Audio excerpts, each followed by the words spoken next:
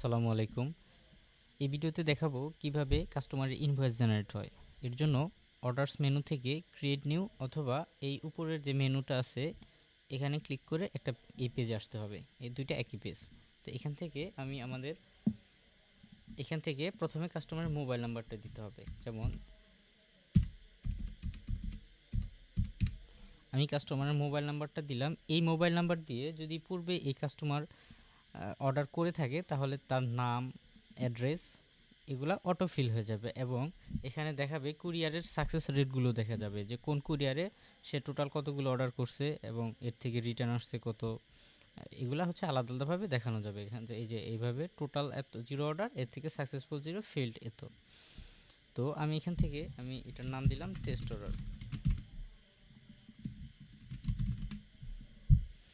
তো এখানে কোন প্রোডাক্ট অর্ডার করতেছে সেটা সিলেক্ট করে দিতে হবে। উদাহরণস্বরূপ আমি টি-শার্টটা সিলেক্ট করলাম। এটা কত পিস, যদি 1 পিস হয় বা 2 পিস হয় এখান থেকে মডিফাই করা যাবে। যেমন আমি এটা 2 পিস অর্ডার করব এই কাস্টমারের জন্য। তাহলে আমি এটাকে সাবমিট দিয়ে দিলাম। সাবমিট দিয়ে দিলে এই অর্ডারটা প্লেস হয়ে গেছে এবং আমরা চাইলে এই অর্ডারটাকে এখন আমরা প্রিন্ট করতে পারবো। এই যে প্রিন্টের অপশন।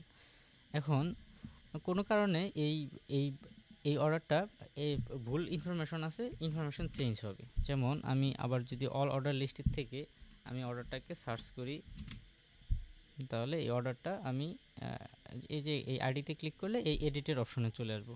তো এখান থেকে আমি উদাহরণস্বরূপ আমি অ্যাড্রেসটা চেঞ্জ করতে চাই, তাহলে আমি